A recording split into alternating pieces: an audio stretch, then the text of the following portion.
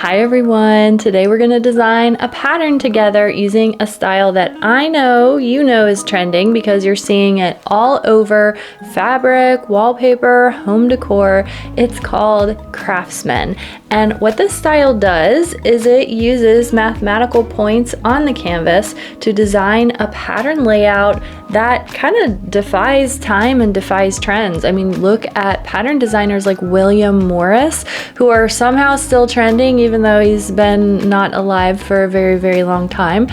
And you know, you can tap into this by using this Craftsman style. So that's what we're going to do today. These Craftsman style patterns are trending in a big way right now. And you know that artists like William Morris are somehow making a comeback.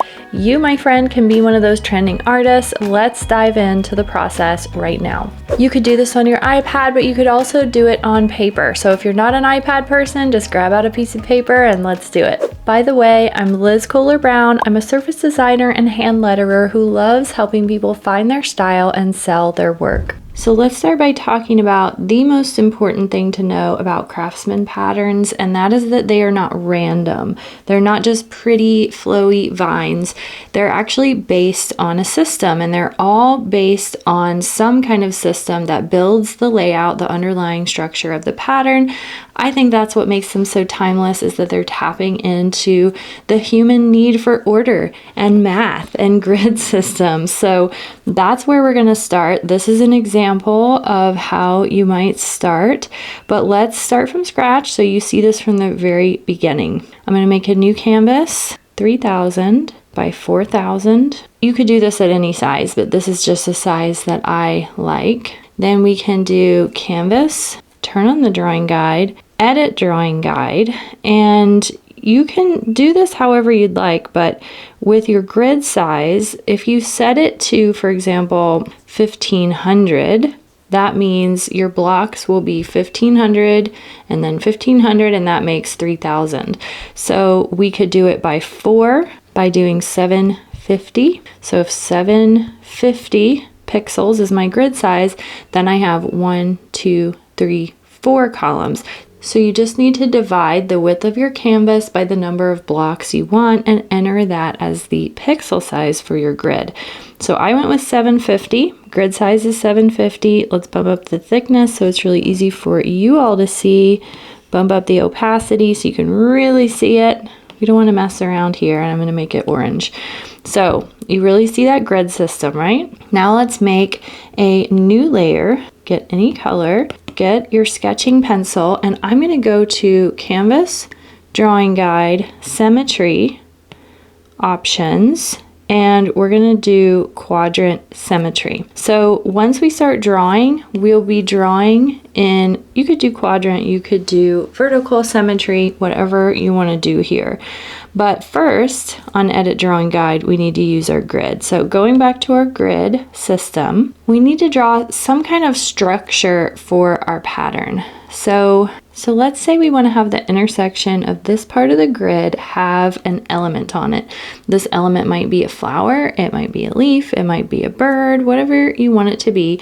We're just going to say something's going to be there. I want something else to be right here, and this thing's going to be slightly bigger. You also can play, depending on how much you enjoy math, you might do, some of your circles are exactly 2 times the size of the smaller circles. So you can build math into your patterns, get as nerdy as you want with this, and really put some math in there. So I'm just doing the right side of the pattern for now. The last one I'm going to put right here. That's going to end up being a circle. What you can do is just draw it over here and then get the freehand selection, circle it, tap the move tool, and then just move it over to the edge of the canvas like that, so that the blue dots are lining up with the edge. And that's enough. I mean, that's a layout. You can keep going if you want to, but that's good enough. Don't overcomplicate it. I'm going to make a new layer, get pure white as my color, fill that layer, and duplicate your circles layer. So we've got a circles layer here,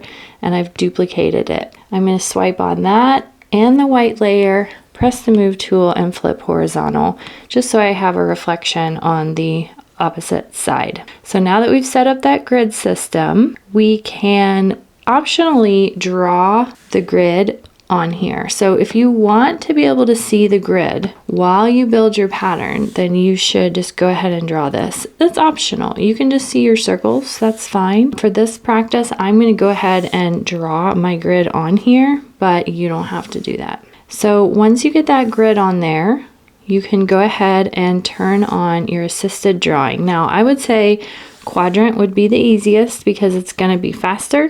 You're going to draw in one quadrant and it's going to duplicate in all other 3 quadrants. But the vertical might be a little more advanced for your next level up. That's going to be something like this, where you have something going on the left, same thing going on the right.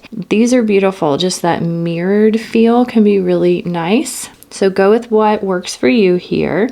I'm going to go edit drawing guide, symmetry. I'm going to go with vertical. You know, some days you're just in a vertical mood. I'm going to get a green color as my vine so I can really see what I'm doing. And this will just be some flowers. So these are just going to be little vines.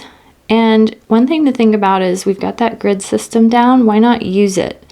What if I cross there and I cross at the halfway point? That's kind of fun. So you're always thinking about your grid. You're not ignoring your grid. It's not just a fun little background art. It's actually there to help you figure out how to make decisions about your work. So this is going to be a stem, I think, that goes straight up and down, and then it will come all the way down here. And if you want to add more elements, you can, like, you know, you decide on a whim you want to put another flower here, that's fine. Maybe we just do a few flowers and then the rest are just these big chunky leaves. And I'm thinking about the grid. I'm thinking, where can I meet these flowers? Can they cross across the halfway points of the grid? There we go. So continue that process until your canvas is as full as you want it to be. And it doesn't have to be super dense. I mean, this one has got a lot of open space or negative space, and then this one is really dense. So you can go dense, fill everything with creatures and plants and whatever, or you can keep it kind of loose and just have these big wide negative spaces that are actually really beautiful on things like wallpaper. So don't feel like you have to fill the entire canvas. I'm going to group everything, duplicate the group, tap the move tool, make sure that snapping is on, and then let's shift that first group down. And it can be helpful to turn off everything else except for what you're shifting, because Procreate is like, oh, what are you trying to line this up with? Let me look at everything you have available and try to line it up with that. So if you make other things invisible, it makes it easier to line things up. So there is the other side of our pattern. And if you want to bring all these layers together, match up the whites, merge those together, match up the grid, merge that together, and match up your pattern drawing and merge those together. That's optional, but I do like to keep my layers panel as organized as possible because I get confused. So now I'm just going to make a few edits to this pattern now that I can see what the flip side looks like. And maybe we can add another leaf here, something like that. So you can get as detailed as you want with this. This doesn't have to be a super detailed pattern, and it doesn't have to be a wide open pattern. This really is just your style. Another thing you might want to do is the exact process that we just did by moving the groups left to right. Rather than doing it top to bottom, maybe you want to do the left to right version. And then you can see what the interior parts of the pattern look like. So I do this with all of my patterns. People, for the first time when they watch me do a pattern, they're like, wow, you switch your blocks around a lot. And I do. I take a lot of time to switch things around and make sure that everything's lining up in the way that I intend. I want my pattern to feel like it flows, and if you don't take that time to play with everything and shift it around, it's not going to flow. So we could do a lot more work with this if we wanted to. We could, go ahead and do every single flower, make it all detailed, draw in the petals, draw in all the detail, or you can just go for it. If you're a type of person who overworks this stuff and you kind of obsess over things, I'm going to recommend that you just do a loosey-goosey pattern and you just go wild and don't overplan it. I'm just making things semi-transparent so it's really easy to see. New color, new layer, and I'm getting black as my color because I do vectorize everything. You don't have to do that, but I do that with all of my patterns. Turning my drawing assist on, so if I draw on one side, it repeats on the other side. And I'm just gonna go in and fill things in a really loose way. And this is sort of gonna be in a block print-esque style where you keep all of your elements separate, but that's not necessarily the way that you have to do Craftsman patterns. Craftsman patterns were very popular during the time of woodblock cutting and the style of all the elements being separate and colors being laid down separately. But there were a lot of other styles as well. There were hand-painted patterns, embroidered patterns, watercolor, everything in between. So go with whatever works for your style here. I'm going to continue this process of just loosely inking every element on the page, and then the pattern will be ready to finish up. So quick intermission, I want to show you a Craftsman pattern design tool that I built myself for you all. This is a Craftsman layout maker. You choose your canvas size, whatever size you want. You choose the number of grids you want. You choose how dense you want your pattern, sparse, full, or dense. You choose what kind of symmetry you want, if you even want symmetry. You choose what markers you have, like mark the center of the circles, mark the anchors. You choose what vibe you want your layout to be in, and then you download it as a PNG so you have it to put right into Procreate or whatever app you use to make your patterns. Anyone who watches my Craftsman class gets to have this layout maker for life, and you can watch it with a free trial. If you've never been a member of my membership, you can grab a free trial, get this layout maker right now by starting your trial. So you don't have to pay anything to get access to this, but it is only for members who are active or have a trial.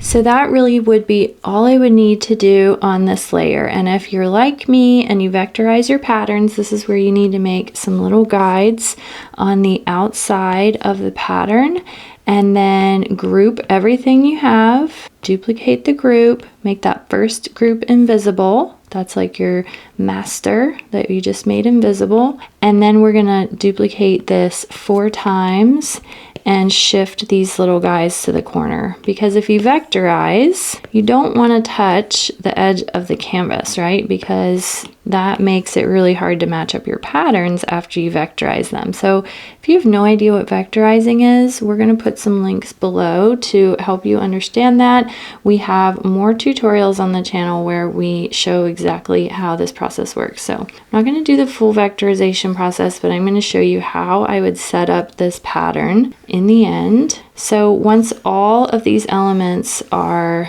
inked, we'll put it through a free vectorization tool. I have one for you all that's free, but you can use whatever tool you want. It doesn't really matter. I think mine's the best, of course, but you know, I made it for myself. So that's it. That's all I would do. Now I would vectorize all these parts just as we show in the other pattern videos, and then this pattern is ready to roll. So I want to show you what this will look like in the end. So once you vectorize all your parts and put them into Affinity Designer, this is where we end up. We have a finished pattern. We have a preview of the pattern over here on the right. If you use Affinity Designer, you already know all about the preview. And look at how this would look great on fabric, wallpaper. We can create a lot of different color versions of it and compare.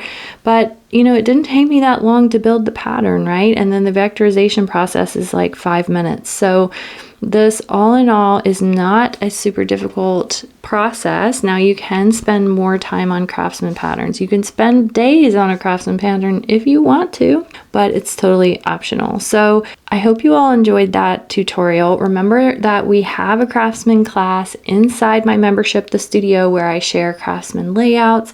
I share all kinds of resources to help you understand how Craftsman pattern makers made these gorgeous patterns that defy time. It's question time. This is the part of the video where I share a question that one of you all asked and answer it here on the video. This person says, thank you for the clear video. How many designs do you have up on Spoonflower for this regularity in sales? And this person's referring to my Why Your Art Isn't Selling Online video. I started posting designs on Spoonflower in about 2016, and I continued posting designs regularly to get it up to several thousand designs. Then I created a ton of color versions and a ton of size versions, so the actual total is more like 5,000, but it's not 5,000 unique designs, but they are all very keyword focused. I'm going to point you to a blog post where I detail all the numbers in case you want to see the actual numbers, and we'll put that right below the video. If you enjoyed this tutorial, you might also like my videos on faster, seamless repeats in Procreate using the false half drop, and also how to recolor patterns 6 times faster, and my free pattern sharer tool. Thank you all for watching. Bye.